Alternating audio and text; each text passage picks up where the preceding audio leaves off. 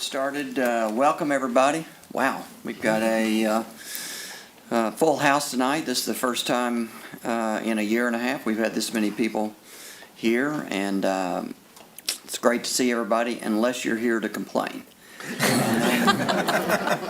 Other than that, it's great to, no, seriously, it's great to have everybody here. So I'll go ahead and call the meeting to order on May 10th, 2022, and ask our city clerk to please call roll. Commissioner Galt? Present. Commissioner Guess? Present. Commissioner Henderson? Present. Commissioner Wilson? Present. Mayor Bray? Present. And we'll stand for the invocation. Commissioner Galt will lead us, and then we'll remain standing for the pledge. Bow with me, please. Father God, we come before you tonight to thank you for our many blessings and to give thanks for the privilege to assemble. We come together tonight to continue the work of community improvement and ask for your guidance and your wisdom as we and our community partners continue on this path. We pray for discernment and pray that peace surround the decisions that come forth. We ask that your hand be ever present and guide us in our decisions and discussions. In Christ's name we pray. Amen. Amen.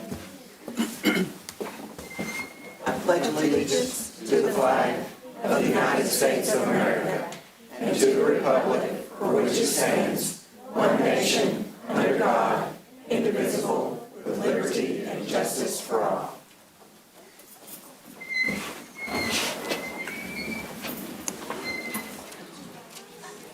Okay, City Manager, are there any additions or deletions to the agenda? Mayor, none this evening. Great. Okay, we kick off tonight with a really important celebration, and that is the Dogwood Trail Awards. That's going to be presented by our Civic Beautification Committee and Jackie Smith as chairman. So we'll leave it up. You guys can go right ahead. Can I just note that for the last two meetings, Commissioner Galt and I have both had our Dogwood pins on, and I'm sorry, I forgot mine tonight. Okay, we appreciate it. It's more I've been important wearing it. pre-Dogwood than post-Dogwood, so that's good. Two strikes against you. Oh, gosh. I thought you were going to say something about the yellow memo, and I thought, well, I didn't get the yellow memo.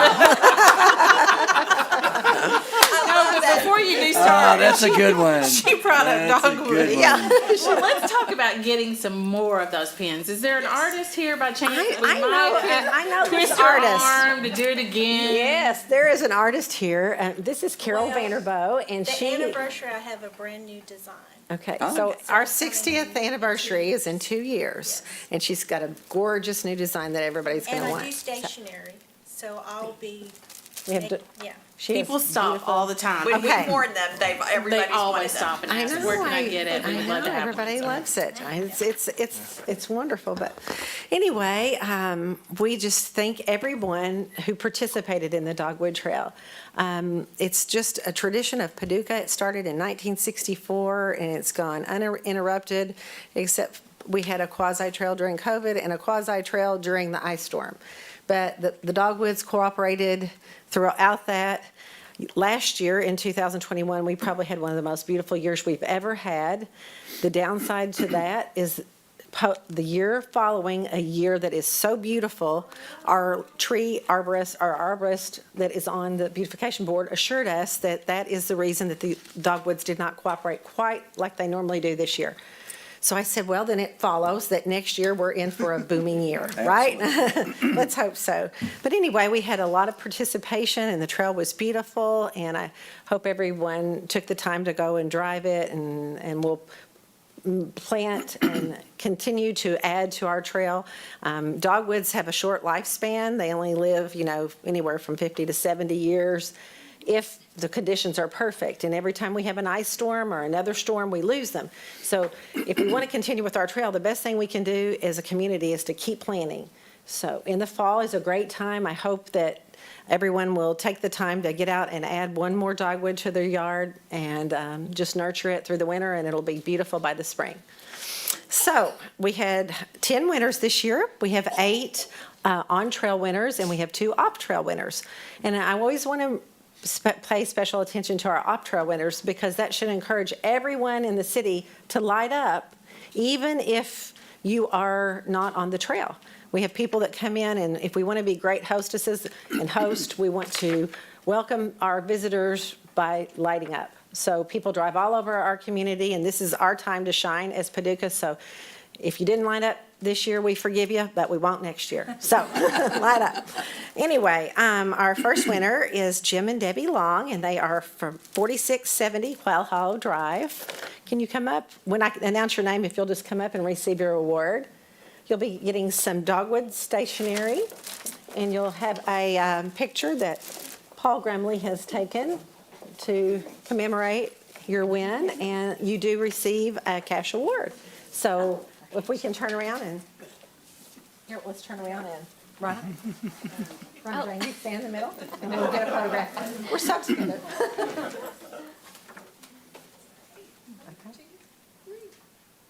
Okay, great, thank you.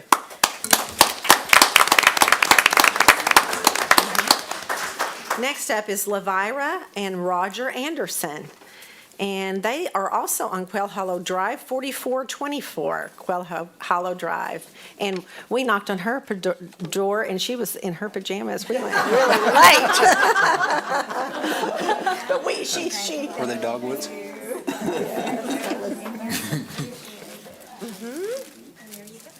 All right.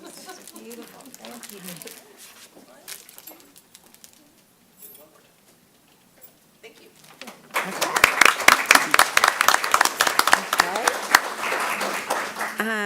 On 203 Forest Circle, we have Jason Straub and Emma Pascal.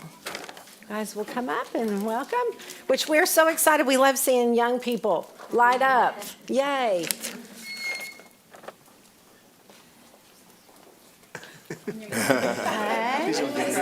Yeah, that's the buddy. Okay. You're welcome. Here. Here we go. Okay. Thank you. Then we have two award winners, could not be with us tonight. That one is at work, and one has had some medical difficulties. So Bruce and Kristen Carter were on 242 West Jefferson Street. And 2222 Jefferson Street was Dawn and Barbara Evans. But we applaud them, and they will receive their awards. 2502 Jefferson Street is Julie Nick and Matt Jager. Are they here today? Okay. Well, we will make sure they get their award. 3819 Londonderry Lane is Ian and Janet McVicker.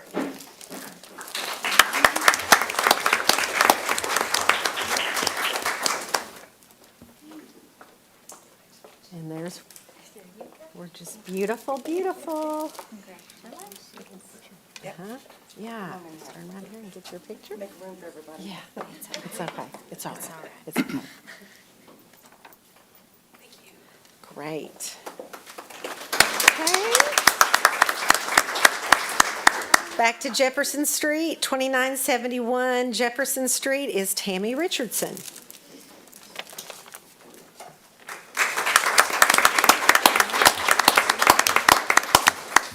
Slide in here, we'll get your picture.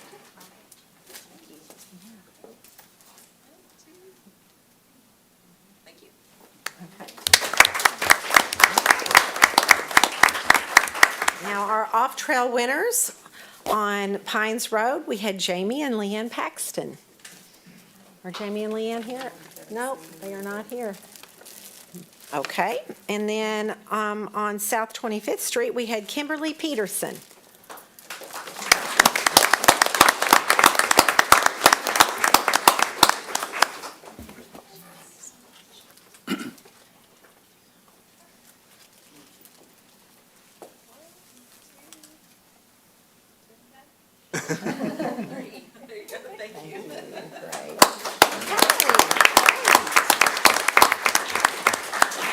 So again, we just encourage everybody to keep up the tradition next year.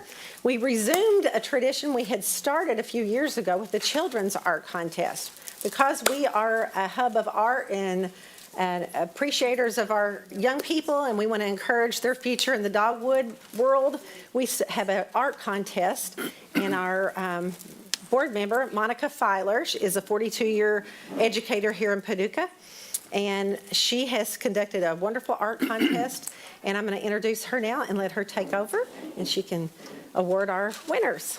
This is Monica Filer.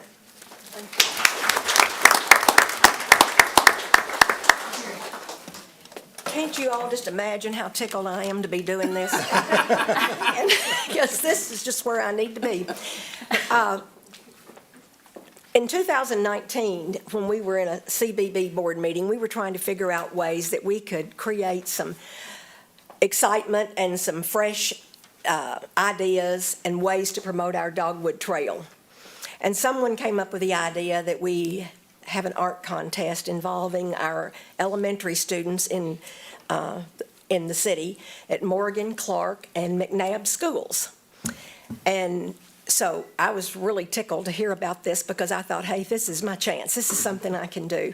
So I went about getting permission from the principals and from the art teachers. They were eager to help us out and thought, yes, this would be a great thing. The children see the signs all over Paducah, but they don't really realize all the time what the Dogwood Trail is and what it's for. And we just thought it would be a really good way to educate our children in the art classrooms about our Dogwood Trail and some of the things we're about in Paducah. So in 2019, we got it all planned out and got everything ready to be delivered to the students, to the schools in January. So we did that, and then you all know what happened. They worked on them in January, and they had some of February to work on them. But after that, everything closed down. The children were learning at home, and things didn't get to happen as we planned. So I am really tickled tonight to be here to actually be able to give the awards. We were able to give the awards in 2020, but it was in a different way. We had to do it through the art teachers and the children coming into the schools one at a time to receive their award. So this is wonderful to be here tonight, you all, with all these parents and these students, and they have done such a wonderful job with this, and we just hope that this is something that will continue on for many years to come in the city of Paducah. Children in the art rooms learning about Dogwood Trail and maybe other traditions even about our city, and participating in the art contest. So first of all, if I have principals here tonight from any one of the schools, I'd like you to stand up. Clark principal is Nick Dietrich. McNabb principal is Teresa Spann, and Morgan principal is Dr. Mark Finsky. Thank you. I just want to say a big thank you for participating in this. And then if our art teachers are here, Shanice Frazier. Thank you. She's the art teacher at Clark Elementary. Sarah Fentz, art teacher from McNabb. And art teacher from Morgan is Carrie Thompson. I really appreciate all the effort you put into this, and maybe next year we'll have a longer span of time to work on this, but you all did a grand job. Okay, the first award I'd like to present tonight is the Azalea Award, and it goes to Jace Riley, a second grader at Clark Elementary. Jace, would you come forward? Where are you, buddy? This is so great.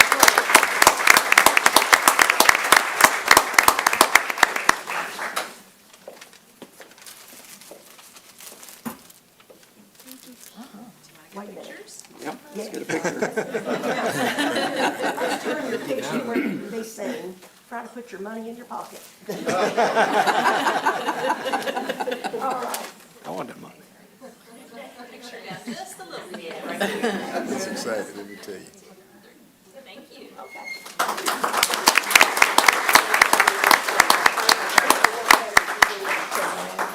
Okay. Jasmine Barber, 4th grade McNabb. Azalea Award. Oh, me, I've got a job here. I get excited in the Congratulations, Jasmine. That's for you as well. And let's get your picture with your art. Maybe we need to hand that to them after we get the picture. We'll get this This down. worked out in By the just a time minute. we get to the last person, we'll get this down. We'll do this and this. You hold on to this and let her get her picture turned this way. in Once a front of her. teacher.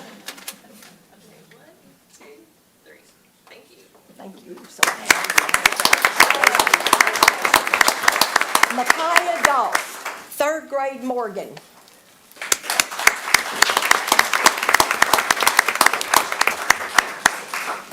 All right, Micaiah, we're gonna get this picture, we're gonna get it down pat this time. we got it. We got it this time.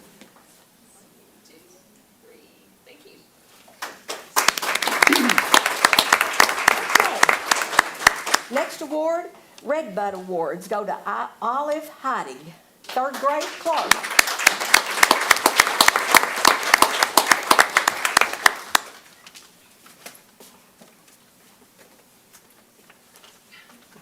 Down a little bit.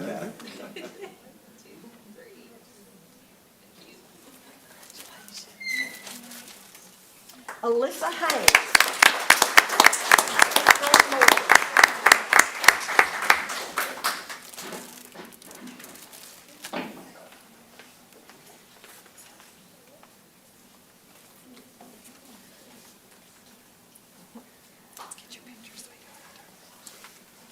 Turn it this way. There you go. Pull it down just a little bit. Thank you.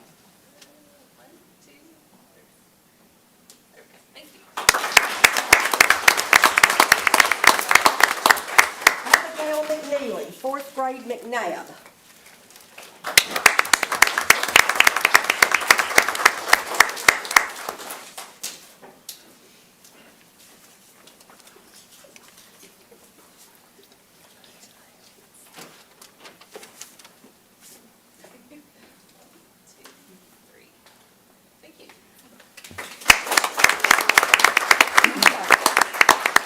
Now our Dogwood Award winners. Amelia Romaine, third grade Clark.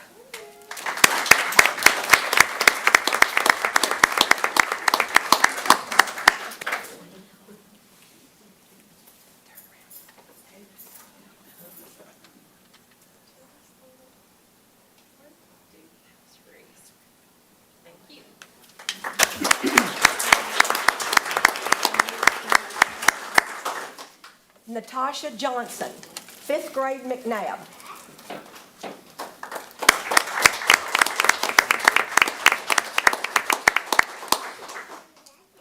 Could I ask you to take this for her if you don't mind? Never mind. We'll get it to her. It's all good. All right? I was thinking Sierra. Okay, we're good. Annalise Martinez Torres.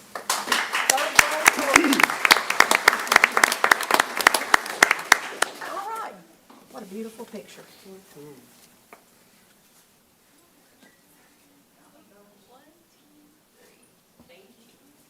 All right.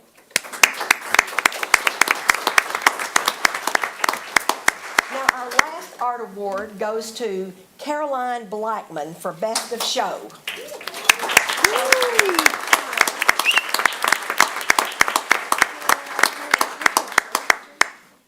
And put it back in front of you and let's get a picture and then we're going to talk a minute.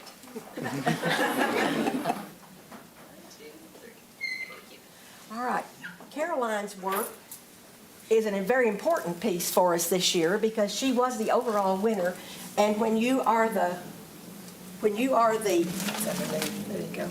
overall winner, we like to use your work on the posters that are displayed around town advertising the activities going on with Dogwood Trail. And so the overall winner has their work on the poster that we use. And I don't know if you saw it around town, but it was in windows and different places around town. And we have this one laminated just for you to have a copy of your own. And the Paducah Sun was very wonderful to us this year with publicity, and went over to Clark Elementary and sat down with this young lady and talked to her about Dogwood Trail and what it meant to be participating in the contest and what her teacher meant to her and art and just a whole lot of interesting things. You all probably read this in the paper, but this was an article in the paper that's been laminated for you to also take with you. And now I want to say one more thing about all these awards tonight. Our contest was sponsored by the Paducah Power System of Paducah, and we're so grateful for them because these nice awards that all the kids have received tonight, it was their gracious participation that allowed this to happen. So thank you, and thank you, and thank all of you, and thank you for coming.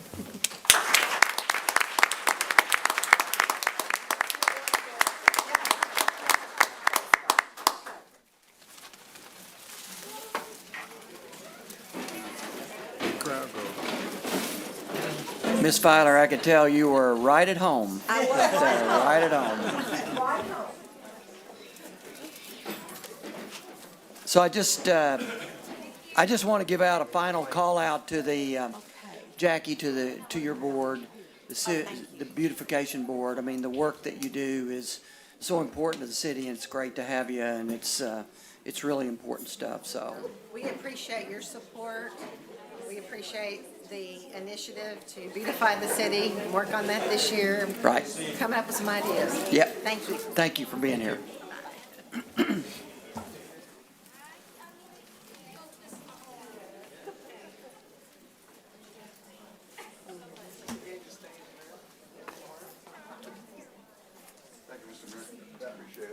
Thank you guys for being here. Thank you, everybody. Congratulations.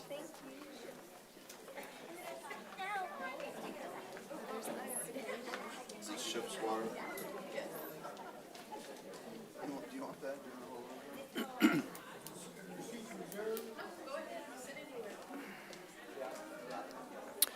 Okay, from here, the next item on the agenda is a presentation on the Paducah Diversity Advisory Board. This is a board that this commission established shortly after we all began serving together. And it's made up of a group of people in the community, and they have been working very hard for the last over a year to make an impact in the community. And Dorothea Davis is the chair, and she's handing out a presentation, it looks like. I do have something for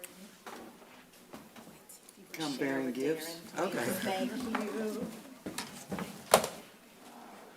I do come bearing gifts. You're welcome.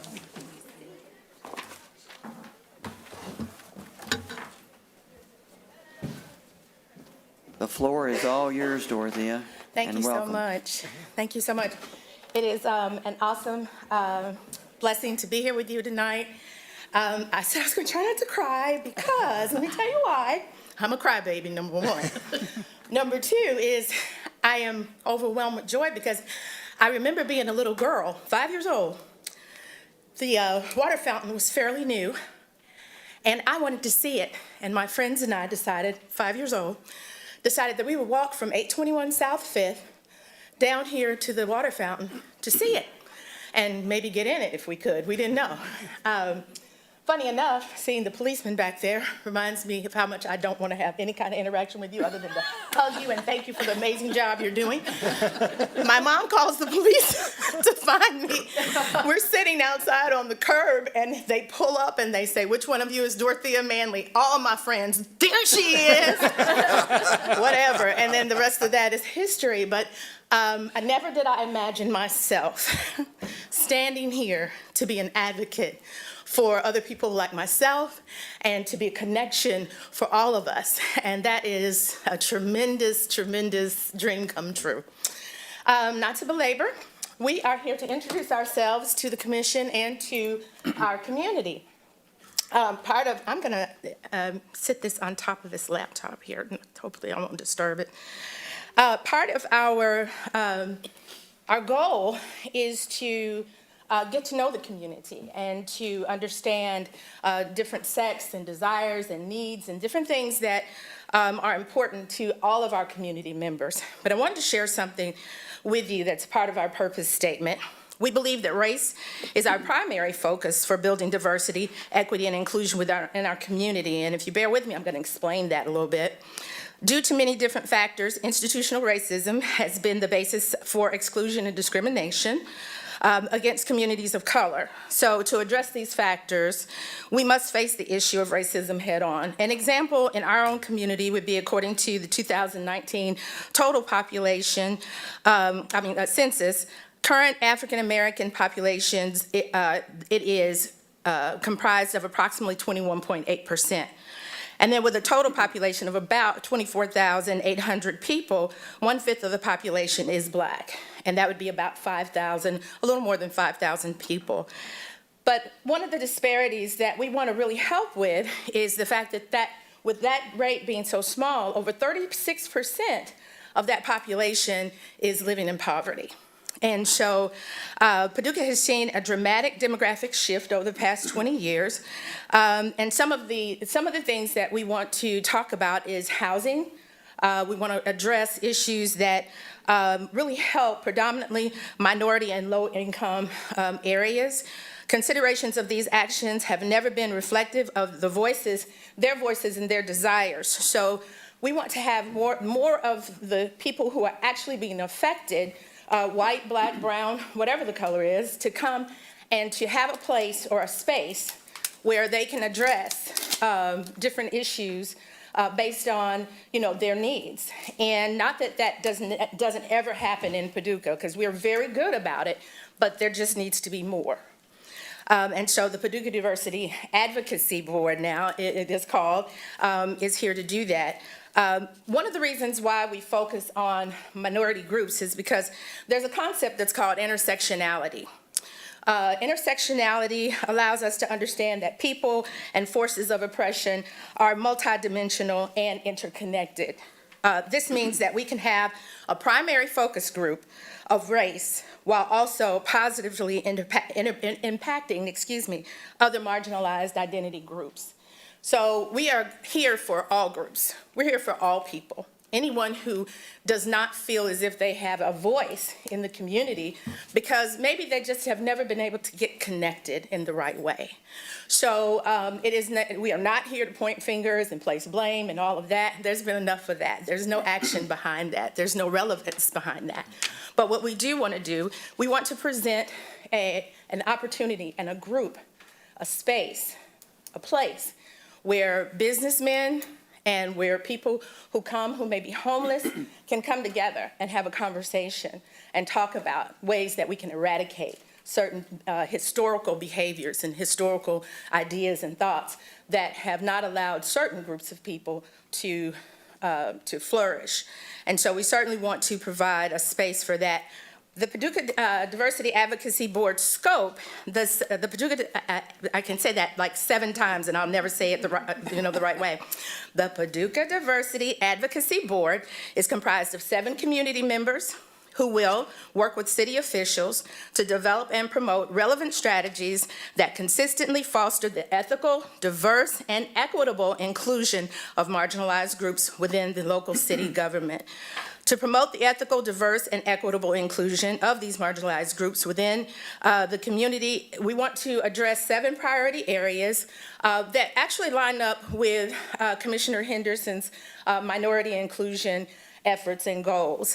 2 of those in particular are public engagement and city practices.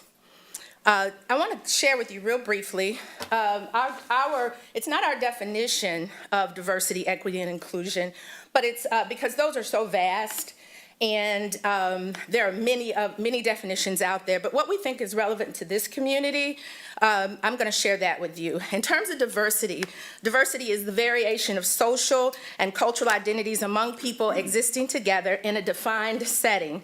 Diversity is measured by increased participation of marginalized groups. Equity.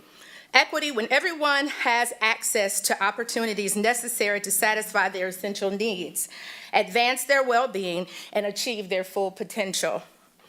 Inclusion. Inclusion is intentionally designed, active, and ongoing engagement with people that ensures opportunities and pathways for participation in all aspects of group, organization, or community, including decision-making processes.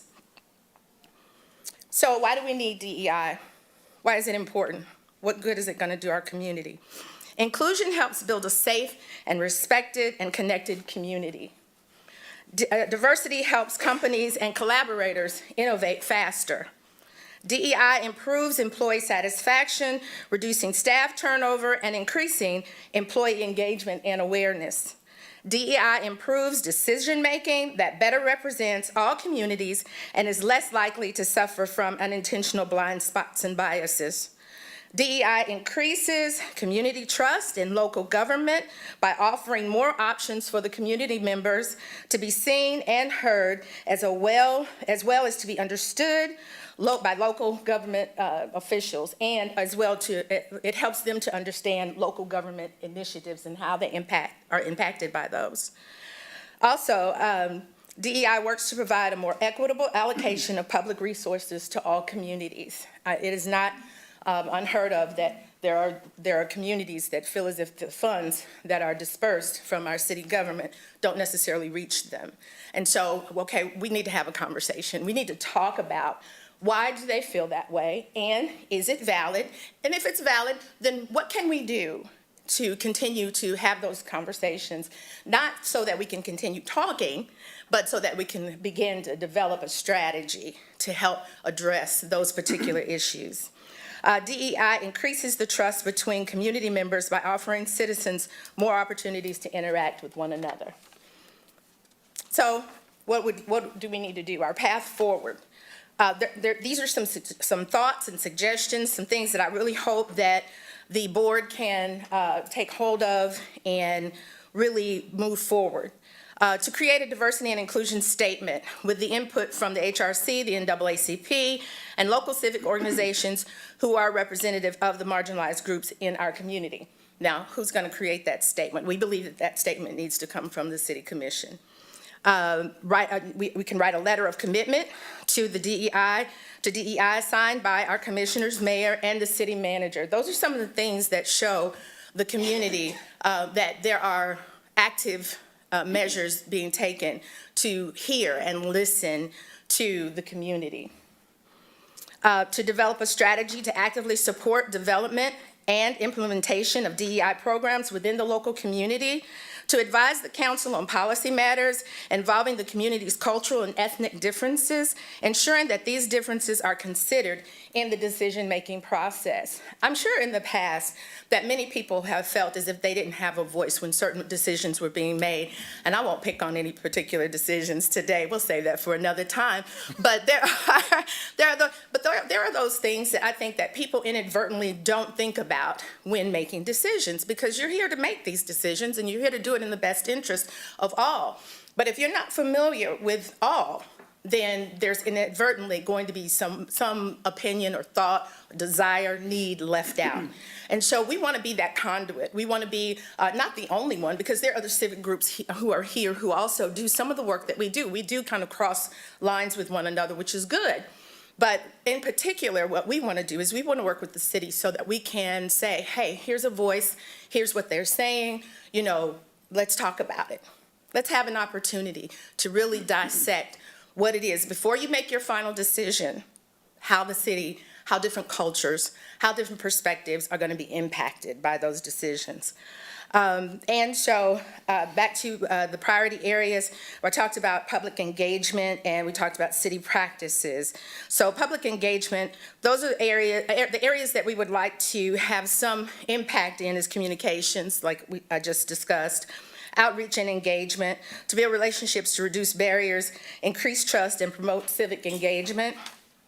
Youth engagement, leadership development, and reflective government. We definitely want to advise the city on diversity and equity strategies that strengthen connections among diverse groups with the city, and also help shape policy. City practices would be something like reflective workforce. So recruit and retain a diverse workforce among the city staff, and to also continue to reflect the diversity of the business community in city procurement. Culturally responsive workforce to build the capacity to provide culturally responsive services, as well as equity framework, to build a framework of equity to guide policy decisions and resource allocation. And so there also are other ideas about a path forward that we have discussed, which would include, and I'll just mention these, and then if you want to know more about that, you're welcome to reach out to us on our Facebook page, which is the Paducah Diversity Advocacy Board, and that's the name of the Facebook page, so please visit us there as well. And it's a brand new page, and DeJuan Thomas put that together for us, and we're so grateful for his gifts, because some of us are a little challenged and appreciate the fine work and effort that others put into it. So anyway, supplier diversity plan, business opportunities with the city, strengthen social and economic communities, community ties, and create jobs and income. Well, we know that. But to specifically have a plan that addresses the supplier diversity as well as workforce equity. Those are the things that we believe need to come forward. We need to have a solid DEI strategy coming from the city that says, we're committed to everybody feeling like they belong in Paducah, Kentucky. And hopefully that spreads to the McCracken County area. And that way we can make sure that our city continues. I grew up here. This city, I was a homeless teenager here, only because I believe wholeheartedly that this city provided the framework for me to be successful. As a homeless teenager, I was the first student to serve on the Board of Education, and people didn't know I was homeless. They didn't understand I had, very special needs. But regardless if they knew or not, they helped me to shape and to form and to become the person that I am grateful for and thankful for today, because so many people like Donna Hawkins here, I didn't know she was going to be here, but she's one of the integral people in my life who grabbed a hold of me and said, you can do anything. And I believed her. And I still believe her. And I believe that Paducah can do anything. I believe that this is a city filled with love and passion and creativity out the wazoo. I can't tell you how many people we meet on the street who walk up to me and say, wow, this is a neat place. Or we're out at a restaurant, and I talk to everybody, as you can probably imagine, but I talked to some people, and we were they were new, and we were like, oh, well, yeah, it's quilt week. You go down and look at the quilts and da-da-da-da. And people, we want people to experience the love and the joy that we get just by living here every day. It's a blessing to be here. This city is a blessing. So when we talk about diversity, equity, and inclusion, we want to continue to carry on some of the traditions in the African-American neighborhoods where we grab children and we say, hey, you can be anything you want to be, no matter what anybody says or does. The color of your skin does not matter. It only matters in that that's how God created you, and he created you with a historical purpose in mind. So you should be happy about that. We also want to be able to grab, white children and Asian children and Indian children, and we want them all to know the same thing. You were created with a purpose in mind, and we want to stand behind you to make sure you have every opportunity to live and to thrive, not just survive. And so that's why there are so many wonderful civic organizations that are out here, so many other political facets that we would like to be involved in, just to have a voice. We just want to be heard, and we want to amplify the voices of those who want to be heard but feel like they don't have an opportunity. So that is the gist of the Paducah Diversity Advocacy Board, and we are happy to be here to serve you, to do whatever it is that we can do to move forward. This is not an easy work.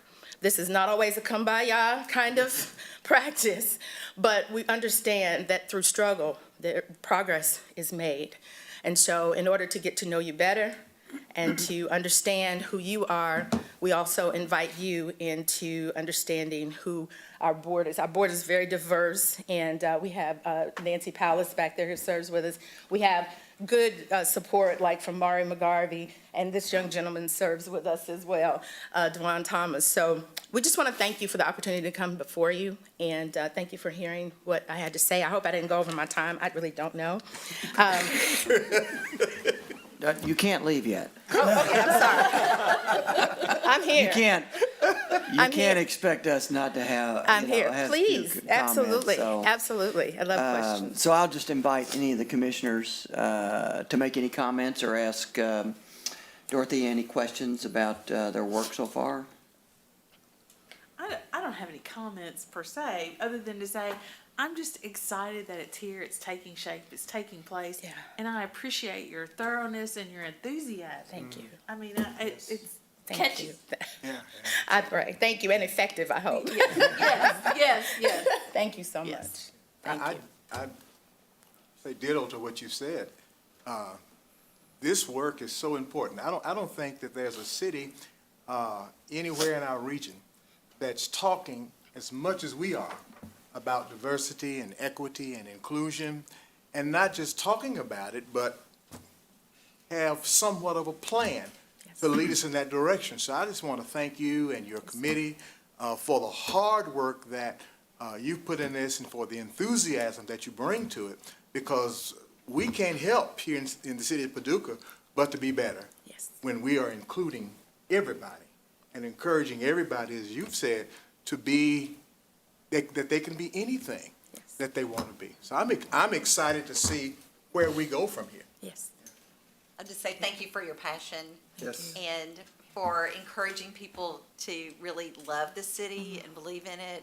I mean, I've been writing a paper today about an intern program and how that we just want them to fall in love with being in our city so that they want to stay here. And these are all very positive steps and important to make that happen. So thank you for your passion. Thank you. Appreciate your leadership. Thank you. So And now all I of get your- to talk. Thank you. So I met Dorothy a couple of years ago, and I was instantly drawn to her passion, you know, and she has a way of talking about difficult subjects in a non-threatening manner. It's a real gift. Thank you. And I think, and it's the work that you guys have done so far. It's really hard work, and I know you've struggled and Yes. tried to, you know, get to this point, you know, but it's work that has to take place, you know, and as mayor, I am proud of where you are, but at the same time, you know, we still have more work to do because not everybody thinks the way we do, Yes. you know, and it takes, you know, a lot of effort and a lot of repetitive work. And one of the things that I've encouraged you to do is to try to focus. And I appreciate, you know, what you've done because you've called out, you know, some things that we can focus on. And I think that's really important because there's so much to do out there. You can't do it all. Yes. And so we have to take, you know, baby steps, for lack of a better way to describe it. But you know, I've always, you know, from the time that I, you know, even decided I was going to run, you know, I felt like, you know, the city has to lead in this effort. You know, you called out the percentage of African Americans in our community, and you know, we have to serve all of our citizens, and so we have to lead, Yes, sir. you know, in this effort. Yes, sir. And so, thank you very much for being here, and you know, more to come. Yes, sir. Absolutely. We look forward to the battle. Thank you. I want to leave you with a African proverb that I learned when I was 12 years old. And someone dropped this nugget inside of my spirit, and it's never left. It says, if you look at a man, you see him for who he is, he becomes what you see. But if you look at a man and you see his potential, you see what he could be. So you all have a blessed evening. Thank you so much for having me. Thank you. Appreciate it. Thank you.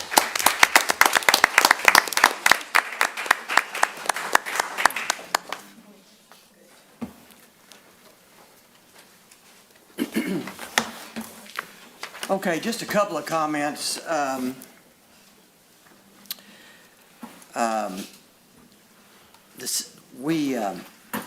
Yesterday, we made an announcement. We did a joint press release with a local company who's making some much-needed improvements on the south side of Paducah by taking down that residential care center.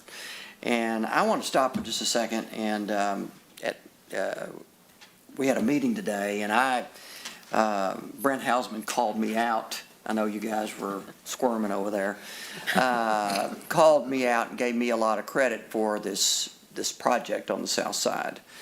And I realize as mayor, sometimes I get, more credit and more blame, but I just want this board, to revel in this, because as a group, we decided as a group at our first meeting that we went into executive session to talk about it. That the residential care center had to somehow, some way, it had to come down because it was such a negative symbol, for that side of town. It took a while, but we did it, in a public-private partnership that's yet to be, worked out completely. But we're going to have to make decisions about, demolishing, that building, and really they own it. The Wintech owns the building. So, but anyway, it's I think it was, something to celebrate. And then the second thing I would say about that is that I think it points out that the city has an obligation to take special note of structures that get dilapidated. And if we wait and don't do anything about them, it never gets better. It just gets worse. And so we actually, I was invited to go on a tour today of the Executive Inn showroom. I don't know if anybody's ever, if you guys have been on a tour, you should go. In its current state. It's, this is a 2025, I don't know when it was built, but it's been vacant for a long, long time. It overlooks the river, and it's not engineered correctly. I mean, it's got a lot of issues, and I don't know what we can do or when we can do it, but it's not a can that we need to kick down the road forever. Because it's sitting there. So, and there's other large structures that that go through the aging process, and the city, I think, has to stay on top of those, because if people don't keep them up, we end up with we ended up with the building anyway, and have to demolish it. So I just think, we all need to, celebrate our win yesterday, but take special note of, it's a bit of a mission for us to, stay on top of our buildings in the city. So I think that's a good message to the citizens, because, we all get complaints about buildings. I've been texting you and calling you recently about some, and to know that, we do take it seriously. There are, I know, limitations and steps that we have to go through on it. But yesterday, that's been a 1.5-year process. We did go into executive session. We wanted to take down residential care. We wanted to make start the improvements on the south side. So it took us a while to get there, but you did do a lot of leadership on that, though. So thank you. Well, that one itself's a good. Now there's some others that more work to do. I think I just used the phrase "be tough" to you. So thank you. Yeah. Thank you. Everybody else okay? We good? All right. All right, well, let's move on with the agenda, and we'll go to the consent agenda. Items on the consent agenda are considered to be routine by the Board of Commissioners and will be enacted by one motion and one vote. There will be no separate discussion of these items unless a board member so requests, in which event the item will be removed from the consent agenda and considered separately. The city clerk will read the items recommended for approval. Would any commissioner like an item removed for separate discussion? So I'll ask the city clerk to read the items recommended for approval, please. Approve minutes for the April 26, 2022 Paducah Board of Commissioners meeting. Receive and file documents. Appointment of Carol Young and John Durbin to replace Mag Vallejo and Faye Kimmons respectively, and reappointment of Karami Underwood to the Paducah-McCracken County Senior Center Board. Said term shall expire June 22, 2024, June 30th, 2023, and June 30th, 2025 respectively. Appointment of Jonas Niehoff to the Barkley Regional Airport Authority to replace Emerson Goodman, who resigned. Said term shall expire December 31st, 2023. Personnel actions, a municipal order authorizing the City of Paducah Police Department to apply for a 2022 U.S. Bulletproof Vest Partnership Grant in the amount of $6,804 through the U.S. Department of Justice for use by the Police Department. A municipal order approving a fleet maintenance motorized equipment and emergency apparatus service agreement with the Burnham Fire District to provide fleet maintenance services at hourly rates and authorizing the execution of all documents related to same. A municipal order approving a fleet maintenance motorized equipment and emergency apparatus service agreement with the Graves County Fiscal Court, Mayfield Graves County Ambulance Service to provide fleet maintenance services at hourly rates and authorizing the execution of all documents related to same. So move. Second. Call roll. Commissioner Galt? Aye. Commissioner Guess? Aye. Commissioner Henderson? Aye. Commissioner Wilson? Aye. Mayor Bray? Aye. Okay, Sue, we have some municipal orders to vote on tonight, and I'll let you go ahead and read the first one. Our proposed motion that the Board of Commissioners adopt a municipal order entitled, "A Municipal Order Authorizing an Improvement and Approving Amendment Number 9 to the Professional Consulting Agreement with Federal Engineering Incorporated for professional services related to requests for proposals preparation, proposal evaluation, and contract negotiation for an upgraded 911 system in an amount of $67,790 to be funded equally by the City of Paducah and the McCracken County Fiscal Court, authorizing the transfer of funds for said expenditure and authorizing the mayor to execute the amendment." So moved. Second. Chief, you want to tell us about this? I will. I have some backup with me tonight. I have Kevin Caulfield, Chair of the 911 Committee, as well as the fire chiefs back there, just in case I need some help. This amendment is part of the ongoing radio replacement project, and what we're looking to do is to have federal engineering prepare some documents for us, basically a request for proposal. That way we have some idea about what this project will cost. Right now, it's estimated in that $8 to $12 million range. Well, there's a $4 million difference there. So we need to dial that in, and the committee's recommendation was that we move forward with doing that. So the county approved their portion of it last night. What this agreement does is it allows federal engineering to develop the technical specifications as well as the request for proposals.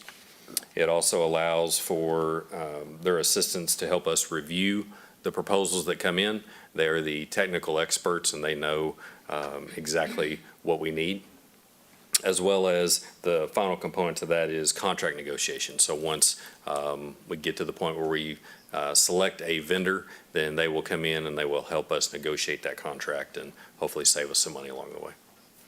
So is this 67,000 our share, or is that the total? That's the total, Okay. divided 50-50 with the county. Okay.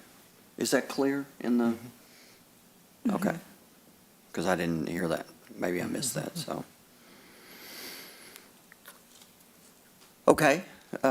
Commissioner Galt, anything? No, Kevin is here, and I just want to take the time to say thank you to him. He has done a fantastic job at leading, 5 of us, and of course 2 of us are used to meeting and talking and working this way. The other 3 are not. And he has done an excellent job. And we still have a lot of work to go. We have a lot of things left to do, but we're getting there. And this is baby steps.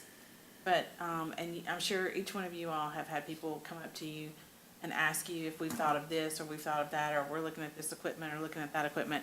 After several discussions about that, we decided this would be the easiest way to get everybody on the level playing field, so we had all the information, because none of us were technically savvy enough to wade through that, so. Yeah, just to remind all of us, and I know everybody knows probably where we are, but we have an outdated, outmoded 911 system out there, not to put fear, out there, but it's operational, but it's on its last leg, and it has to be replaced. And along with that, we've got the fact that, funding from our citizens out there has gone down over the last 30 or 35 years because there was, we were funding it through a landline fee, a landline user fee. And of course, we all know what's happened. People don't have landlines anymore. And so we're trying to be innovative, and look at how we can fund the purchase and the ongoing operations of 911, rather than it just coming out of city and county coffers. And it's tough work, and it's hard decisions, looking at a lot of different options. I know you guys looked at options. And I would just encourage the committee to continue to move forward and make those tough decisions as they come. You'll get support from this board for those decisions. So I'd also appreciate Kevin and Brian and Chief Kyle as well for all the work. And that was one of the first meetings we had, after I became mayor, and you guys laid it on me, about what we had to do with 911. So here we are, a year later, we're getting there. We're making progress. Yeah. Questions, thoughts, anybody else? Okay, thank you.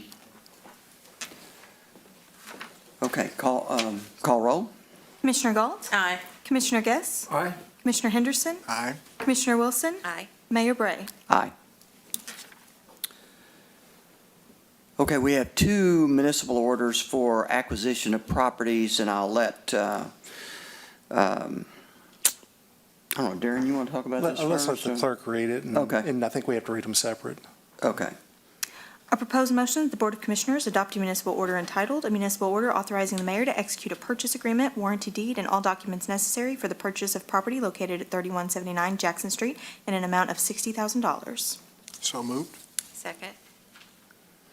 So do we need to vote, or can we? Well, no, it's, Okay. I'll give a little explanation, and this will serve as the same explanation for the next one, once it's read, is that, so these pieces of property on Jackson Street are next in close proximity to our fire station, and they became available for purchase. One was actually, was falling into disrepair, and we thought that this was a good use of public dollars to acquire these properties for future growth in that area to be determined as we move forward to look at what our needs may or may not be in that area. But that's also a highly visible area, productive, and we felt that should the commission make a future decision to do some expansion in the area, it'd be a whole lot less expensive now to acquire these properties than may be in the future. And so that was the recommendation, and we have entered into, a contract to acquire both of these properties. This one will be paid for out of funds out of the current fiscal year, if you so move to approve. So let me just add a little bit to that. This came up right after I was elected, and this is the property that's right next to the fire station there on Jackson, which I'm not sure if it's our busiest fire station, but it's one of. And so it's small. The fire station's small. It's outdated, and we've got a decision coming, at some point in time about replacing that fire station. I think the only question is that going to be the best spot? It may turn out to be, absolutely the best spot. But I think we have to go through a larger analysis, of where our fire stations are, and the way we want to group them, and we may just move forward with this. But regardless, whatever we do, it seemed to be a really safe bet, as our city manager said, to go on and acquire these properties now. I mean, I do want to say the city does not want to be in the ownership of property business. That's not our intention. Or to be in the rental house business or anything of that nature. So this is strictly a strategic move, and we're hedging our bets about what we might do in the future. But it seemed like a good bet. If we decide that we have to sell the property, it's a desirable property with a lot of traffic, and so I don't think we'll have any trouble. Sorry to No, that's fine. pile on some. Okay, call roll. Commissioner Galt? Aye. Commissioner Guess? Aye. Commissioner Henderson? Aye. Commissioner Wilson? Aye. Mayor Bray? Aye. Okay, you can read the next one. A proposed motion that the Board of Commissioners adopt a municipal order entitled, "A Municipal Order Authorizing the Mayor to Execute a Purchase Agreement, Warranty Deed, and all documents necessary for the purchase of property located at 3181 Jackson Street in an amount of $95,000." So moved. Second? Call roll. Commissioner Galt? Aye. Commissioner Guess? Aye. Commissioner Henderson? Aye. Commissioner Wilson? Aye. Mayor Bray? Aye.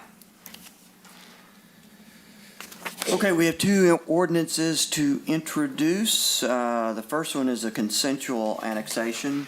Would you like to read it, please? A proposed motion that the Board of Commissioners introduce an ordinance entitled, "An Ordinance Extending the Boundary of the City of Paducah, Kentucky by Annexing Certain Property Lying Adjacent to the Corporate Limits of the City of Paducah and Defining Accurately the Boundary of said property to be included within the said corporate limits." This ordinance is summarized as follows. The City of Paducah hereby approves the consensual annexation of certain tracts of property contiguous to the present city limits located at 5470 Old Highway 60, containing approximately .52 acres of land. So moved. Second? Call roll. You want Oh, I'm Josh- sorry. You want Josh to? Yeah, I'm sorry. Sorry, Josh. Oh, You were like invisible. Mayor. up there. good evening, Mayor, Commissioners, City Manager. This is a little over, excuse me, half an acre. This is the Valvoline in front of Menards, and they have requested consensual annexation into the city.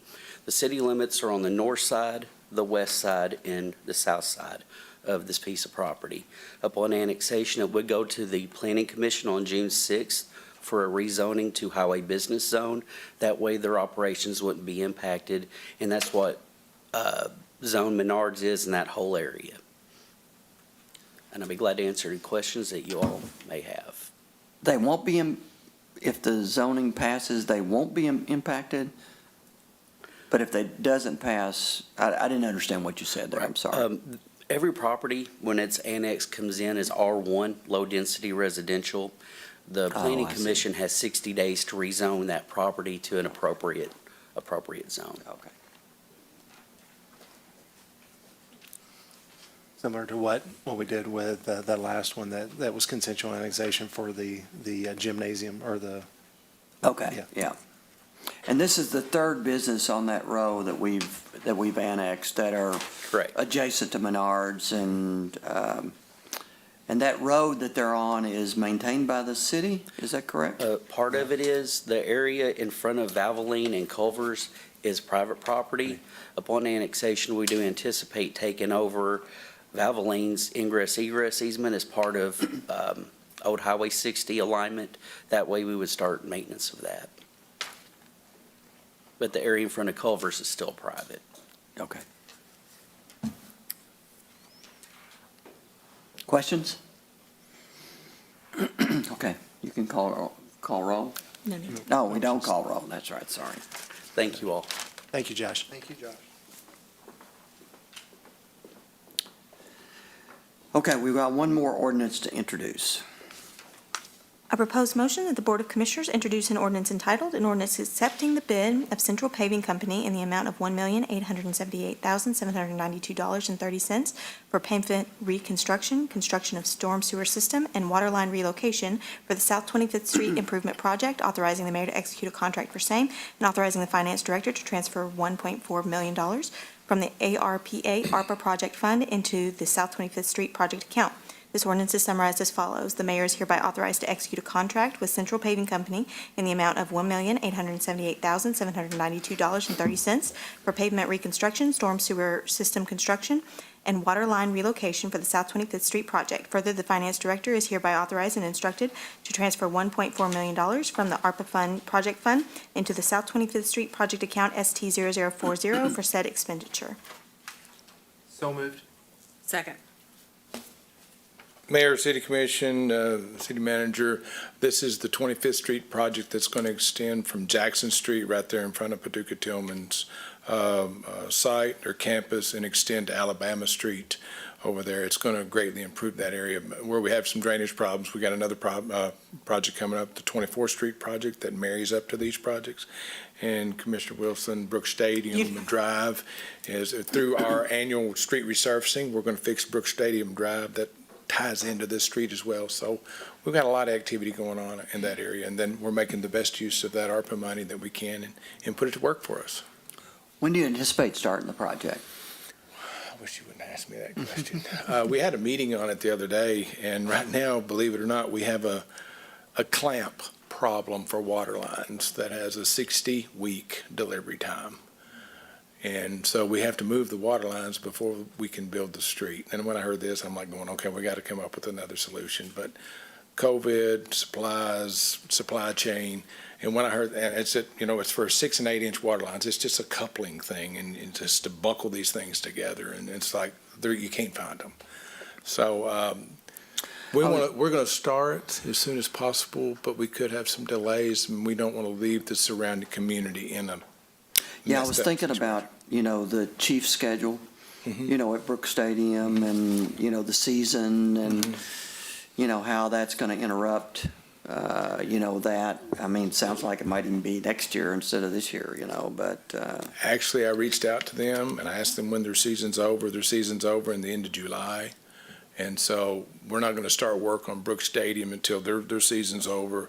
We can still do some work on 25th Street because most of the traffic comes in there off of Ohio and 21st Street off the Beltline Highway and not so much through the neighborhood.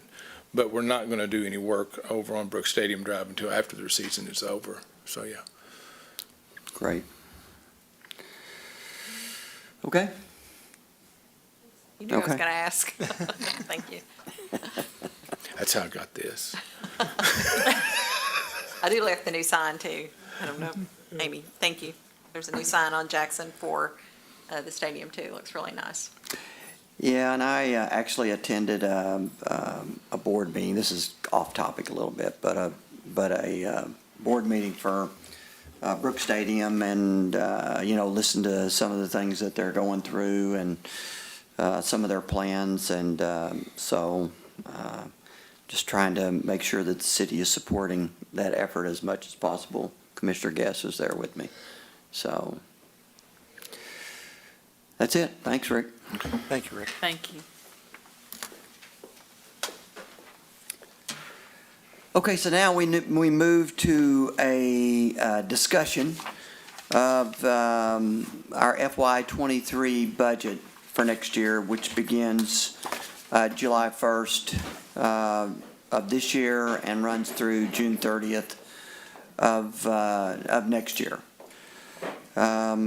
We do have one person who's requested, John Truitt's here, and I didn't know if we can we move and let people talk now, or John, you want to sit through the discussion and then make a comment? I'm okay either way. I can certainly answer any questions that come up, but I just, I have several things that I wanted to share with the group. Okay. Good news items from the co-work space alone. Great. Well, let's go on and get into the discussion if you're willing to hang with us. So I'm going to turn it over to you. All right. Thank you, Mayor. Mayor and Commission, it's an exciting time. I'm maybe one of the few people besides the folks in finance that think this is an exciting time. But, really the lot of the large work and things that we are able to accomplish as a team throughout the year start with the allocation of resources. The public dollars, and we're always mindful about that. The process of getting to tonight's point started several months ago, and really want to acknowledge all the hard work of our team in finance, and there are other department directors that really took to heart these are public dollars and resources, and bringing that to this point tonight to where we are coming down the home stretch, to be able to have a first reading of a proposed budget. To be certain, this isn't our team's budget. This is the people's budget.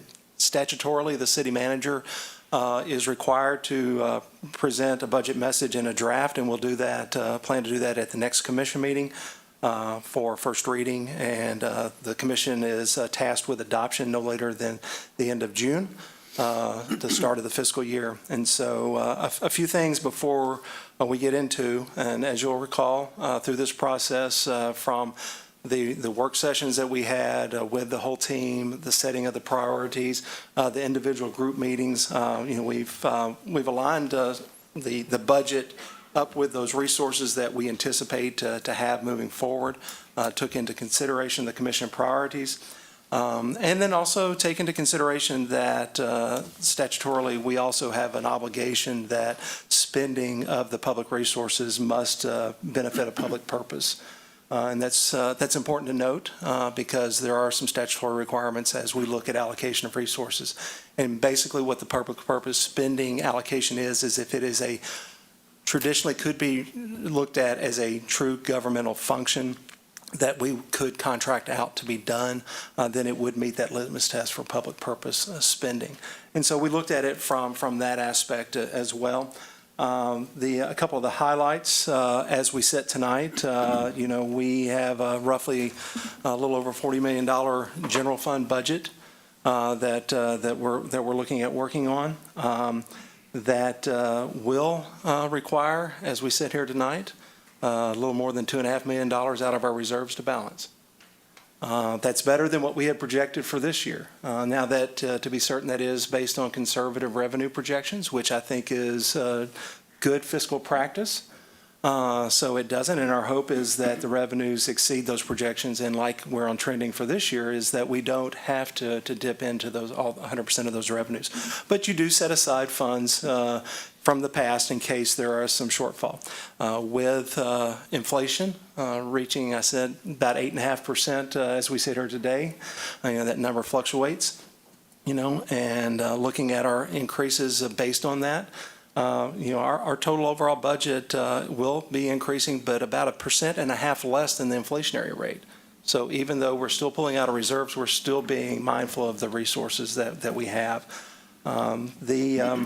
The big allocations outside of personnel, and personnel is the largest allocation that we have in our budget.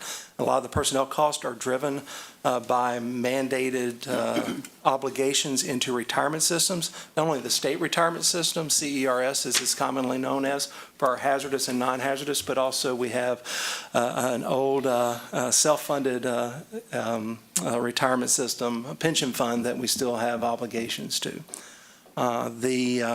The other major funding outside of non-general fund, annually we have a combined total budget of around $30 million, and that pushes us to roughly about a $70 million combined budget with the general fund. This year we will have an uptick in those non-general fund expenditures based on the allocation of having to capture that roughly 19.8 of that $20 million bond fund on that. So that will make those non-general fund traditional revenues look a little inflated this year based on us capturing that. One thing that we have as we sit here tonight, built this budget around, is to follow in line with continuing on a 3% cost of living adjustment for all of our team members, and that is in alignment with our union plans and representing and keeping that level across. We also have kept in here the ability to maintain, for those that exceed performance metrics, the ability to also increase in some performance recognition there. And so those are some of the highlights as we sit tonight.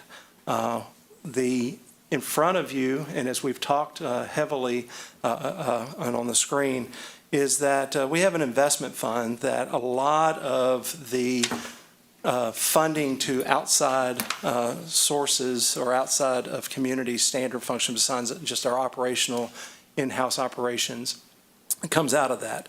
And the first page that I want to highlight is that working allocation of roughly about $5.8 million out of that budget. 1.725 of that is existing current debt, not counting, that's our debt payments for existing debt that we have.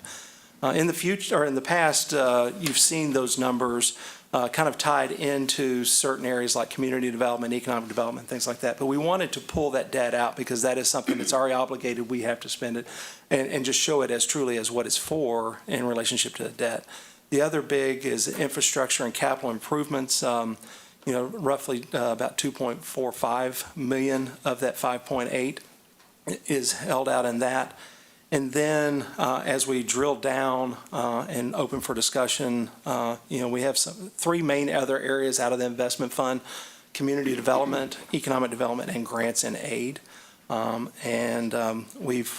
We've also allocated some of our current existing funding that we've built into projects, and so we will be able to carry that forward into the next year without losing those funds if they didn't get spent this year. So with that, let's see if you'll go to page 2, please, ma'am.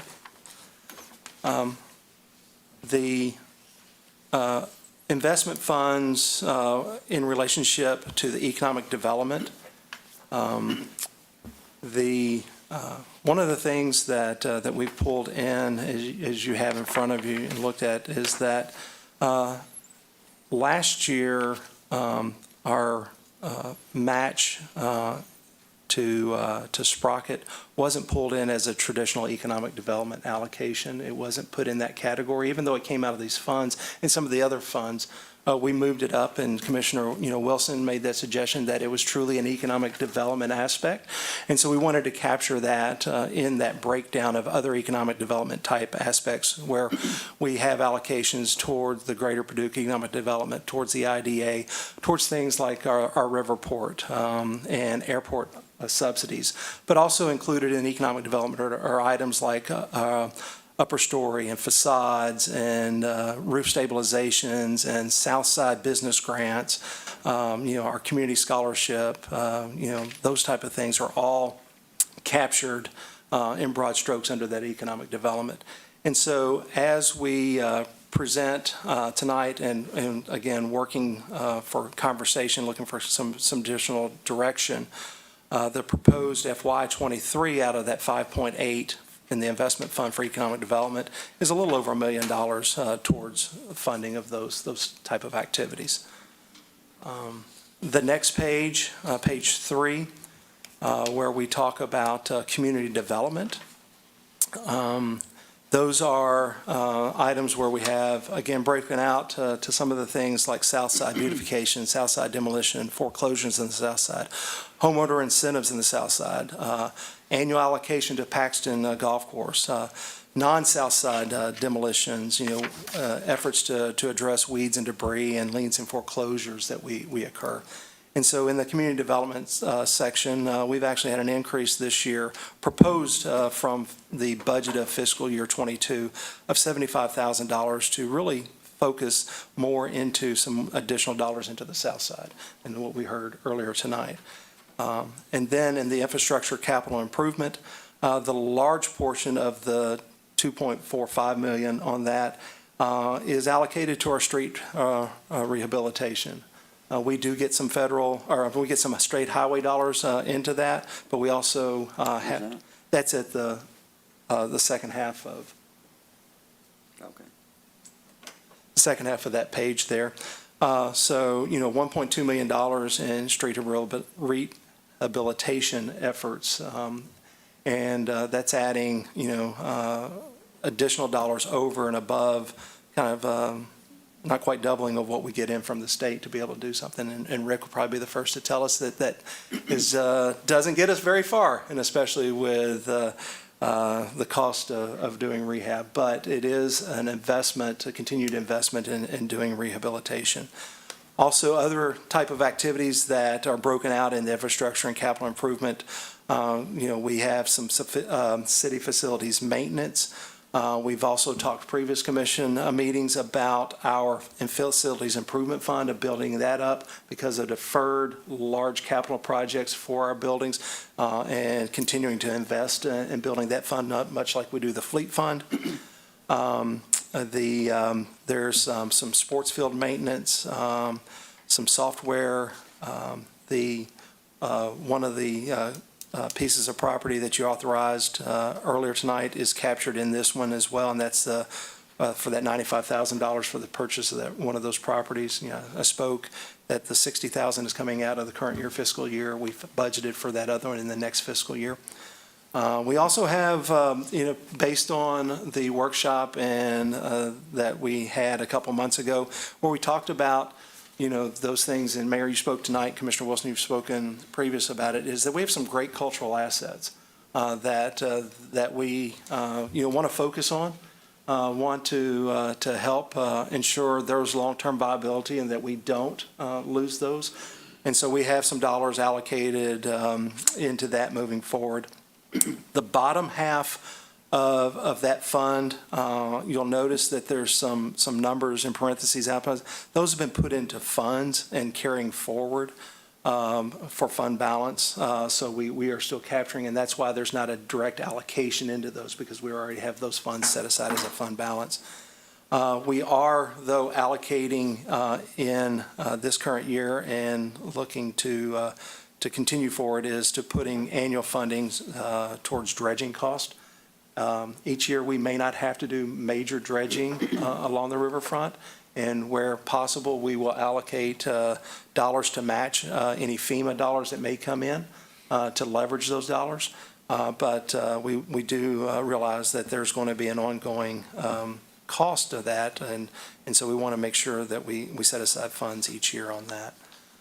And then, I talked about at the beginning the debt service, page 4 of 5, gives you the allocation of how some of those debts, where they line. And some of those were restructured in recent years and will be falling off in the next couple of years. But that just gives you an allocation of that 1.725 annual that we have right now of bond repayment and where those go to. And then the last page, page 5, is the process that was started a couple of years ago called the Grant and Aid, is where we reach out to community organizations. They go through a process of making requests. We have a committee that evaluates those, and then we make a recommendation for that. This year, you kind of see where those are being recommended in the FY23 column. A couple of requests from previous years were not. For example, Salvation Army in fiscal year 22, that was for that homeless survey study to spend that, and so there wasn't an allocation for that same aspect this year. You'll notice, in the last couple of years that we have had kind of the sprocket pulled out in this area. We put that up into the economic development section for that to highlight that. And so, of that $5.8 million in the investment fund, we are looking for some final direction of how you would like for that allocated between now and the ability to present the first draft at our next commission meeting. But right now, we have, as presented tonight, 5.77 of that 5.8 million allocated through those different funds. And kind of a high-level overview. With the help of finance and Michelle, and anyway, we'll answer some So there's questions. 29,000. Still on available. account of that 5.8. Okay. Yes, sir.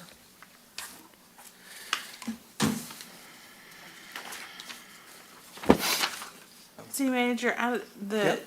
the 2.5 million, that currently is scheduled to come out of the reserve, would that maintain, is it our 12% of the budget that by state statute we have to, is that above that, or would that? That would dig come out into of the- reserves, but we would still would meet still up that maintain goal, that 12%? that goal of that historical goal of trying to maintain in reserve. Yes, and would still allow us to be in that area. Okay. But last year, we reduced that, didn't we, from We did, 12% we to did. 10%? Yeah, we did. I thought. We did. I was just trying to figure out if that too was part of the 12 or if it's part of the 10. Do you understand what I'm asking? Yeah, I do, but yeah. I don't know It the is, and I was looking back. Audra, you want to jump in on that one? We have in excess of 12 12%. I got you, okay. Does that answer the? That yeah, answers the question. And then I have one more question. Sure. As I've looked through this, and then when we had our budget workshop, after I got to thinking about it, there were things like the city block project. Mm-hmm. And I made a list here, like, do we have all the money for the bill grant? How are we, the ARPA money, are all those things, we had no idea what 911 and how we're gonna pay. So I know there's nothing set aside for any of that. Are we flood wall, are we Yeah. good Yeah. on all So we that? want to talk I'm about looking the for some pro- assurance. Yeah, so we have project accounts, and I'll let Audra speak to that, but yes, we do have those obligations are set aside that we know of. Well, do you want to go through specific ones or? Well, those were just things right off the top of my head, Yeah. and we don't have to get into great detail, but like, I know the city block project, in that contract, it calls for very specific things. Some have set that caps. money aside. We already That's my budgeted question. that. Is it set aside? There are potential areas in there that are not funded. For example, if we get into remediation issues, correct me where I'm wrong. If we get into remediation issues with the property, we've agreed to pay, I believe, up around $300,000. That's right. Right, for that. that's the number, That is is that not 300 appropriated. Well, set yeah. aside? Well, so That's what it has is that on the remediation is up to the cost of what they would actually purchase and start paying back. And so up to, I think, the agreed upon purchase price of or the valuation of that land, which they were going to start paying us back in year 5 on that. Any additional remediation that is uncovered at this time would go as against that, and then we would take that, they would not have to pay us back on that. So that's one of the avenues.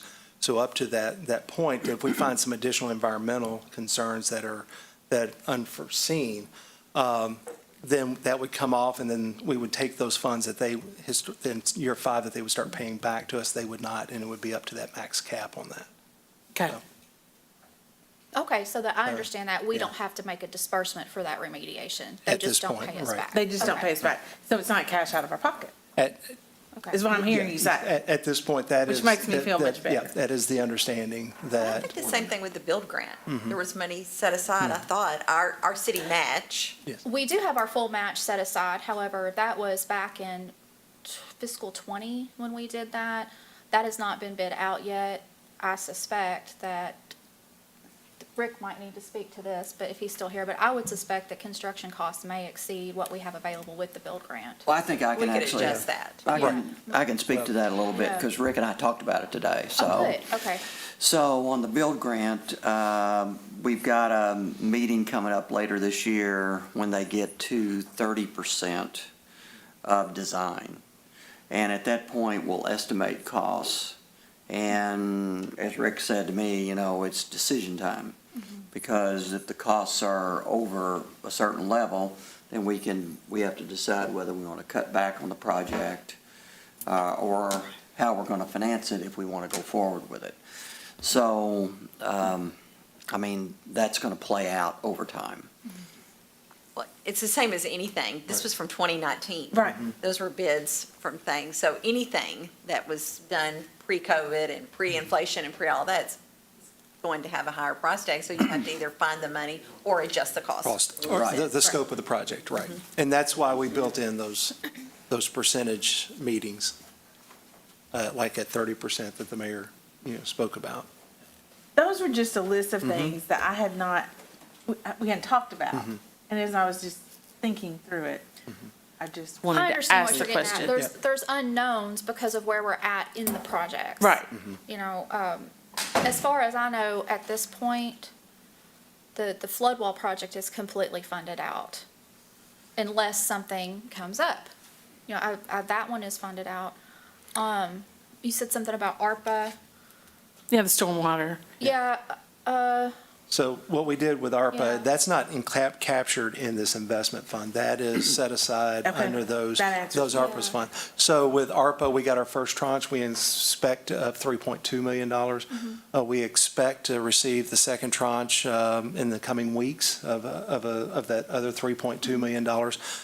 You had allocated $4 million of that already, but those are set aside and not captured. We're not spending those dollars elsewhere. We are setting as those come in. Now, we've obligated 4 million towards stormwater, and we've only got 3.2, so, we have 800,000 of that is already pre-obligated over this next 3.2 that's coming in. Yeah, with what you all, I think with what you all passed tonight, that would be our second transfer into a specific stormwater project. So that means we have the Buckner Lane Bridge funded, and then the one that you did tonight, 25th Street, 24th Street, that one hasn't been bid yet. I don't know.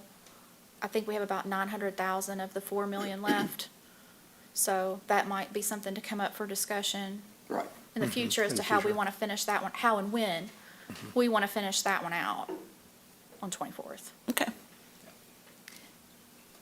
Did that clarify? Yes. Okay. So one of the things I kind of learned, this is my second budget process, and one of the things I didn't realize is that when we budget, and I don't know if this is true across the board, when we budget, and I'm like, we budget dollars for the south side as an example.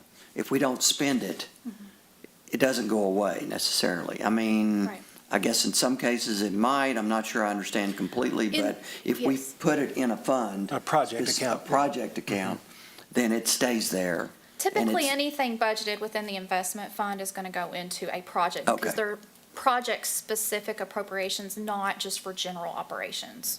Okay. MAP would be different, Right. but it's in a separate fund. So even though the appropriation doesn't carry over, the cash does. So if in 1 year you need to spend more money than what we receive in revenue, there's a fund balance there to spend. And I want to just quickly go back on, we talked about the environmental and on the bill, or on the city block project. I'm just, Nick, did I capture that correctly in relationship to the environmental and the cost up to the cost that they were to pay for us? That, you didn't convince me. That's not very convincing, Nick. So there's some nuances in there. I know Nick's more familiar with that, but, It's, Yeah. yeah. Come on down, Nick.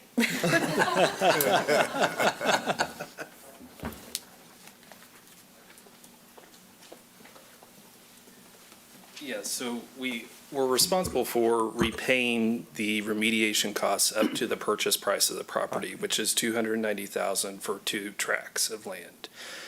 There is no formal agreement, however, in how that repayment will be made back to the city. So at this point, we're responsible for that $290,000 up front. But there has been conversation previously about possibly making that go against the repayment for that purchase price of the property. So it was memorialized in one aspect of the agreement about that, but it wasn't in another portion of it. So that's what, that was the nuance I was forgetting about. Yeah.